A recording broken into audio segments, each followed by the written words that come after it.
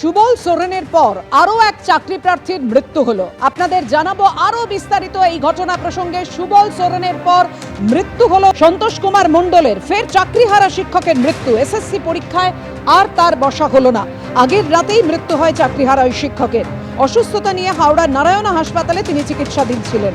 আর কি জানা যাচ্ছে পরিবারের তরফ থেকে, ঠিক কি দাবি করা হচ্ছে জানাবেন আমাদের প্রতিনিধি বিটান চক্রবর্তী। বিটান, দেখো বাপি, এই যে শিক্ষক যার নাম হচ্ছে সন্তোষ কুমার মণ্ডল, তিনি হচ্ছে পাঁশকুড়া এলাকা যে কেসাপাড় রয়েছে সেখানকার একটি স্কুলে তিনি শিক্ষক ছিলেন এবং সম্প্রতি যে সুপ্রিম কোর্টের নির্দেশে চাকরিচ্যুত হয় তিনি তার মধ্যে ছিলেন।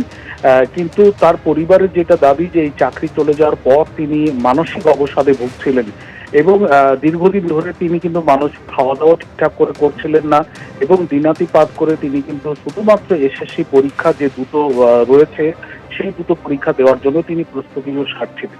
গত রবিবার দিন তিনি একই রকম ভাবে পরীক্ষা দিয়েছিলেন এবং হঠাৎই তিনি বৃহস্পতিবার দিন সেখানে তিনি অসুস্থ হয়ে পড়েন। তাকে স্থানীয় একটি নার্সিংহোমে সেখানে নিয়ে যাওয়া হয়, কিন্তু অবস্থা অবনতি হওয়ার জন্য তাকে হাওড়ার একটি বেসরকারি হাসপাতালে সেখানে ভর্তি করানো হয় এবং সেখানে যেটা পরিবার দাবি করছেন যে সেখানে ডাক্তাররা যখন তার পেটে অস্ত্রোপচার করার জন্য অপারেশন থিয়েটার নিয়ে গেছিল সেখানেও পর্যন্ত তিনি ডাক্তারবাবুদেরকে বলেন যে এখনই অপারেশন করবেন না, কেননা রবিবার দিন অর্থাৎ আজকে তার পরীক্ষা রয়েছে।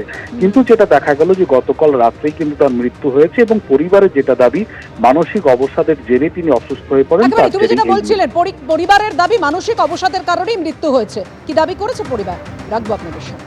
ডক্টরদেরকে লিখে দিচ্ছিল যেখানে আইসিইউতে ভর্তি আছে, আমাকে নার্সরা পর্যন্ত বলছে আপনার হাজব্যান্ড অলরেডি 6 বার লিখে দিয়েছে আমাকে, আজকাল আমার পরীক্ষা। যিনি সার্জেন, আমি যখন যাই সাইন করতে ওনাকে পর্যন্ত লিখে দিয়েছে যে আজকালকে আমার পরীক্ষা, আমাকে ছেড়ে দিন। সার্জেন বলছে ছেড়ে দেবো, কিন্তু ওটা তো সম্ভব নয়।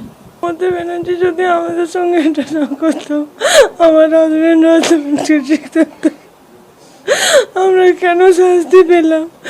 আমরা যোগ্য বলে আমরা শাস্তি পেলাম, আমাদের কোনো ন্যায় নেই।